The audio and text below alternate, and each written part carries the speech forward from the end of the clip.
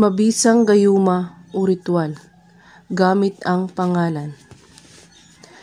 Isulat mo ang buong pangalan sa inyong target sa kapirasong papel. At iikot ang papel na pa-counterclockwise. At muling isulat ang buong pangalan niya na nakakrus sa pangalan ng target. At kunin mo ang dahon ng laurel at ilagay ito sa gitna ng pangalan ng target.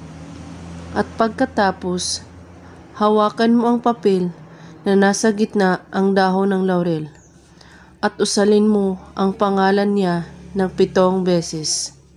At pagkatapos, iihip dito sa papel ng 7 beses din at itupi ito na palapit sa iyo hanggat ito ay maliit. At pagkatapos, magsindi ka ng kandila at patakan mo ang papel na inyong tinupi hanggat ito ay mabalot sa patak ng kandila. At maaari mo nang iwanan ang kandila hanggat maubos nito. At kailangan walang makakakita nito kahit sino man na may ginawa kayong ritual.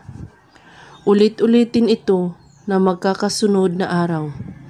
At paglipas ng 2 araw o 3 araw, ay banggitin ulit ang pangalan niya ng 7 beses na hawak mo ang papel. At ihipan mo din ang papel ng 7 beses. At pagkatapos, ilagay ito sa ilalim ng iyong unan at tulugan mo ito.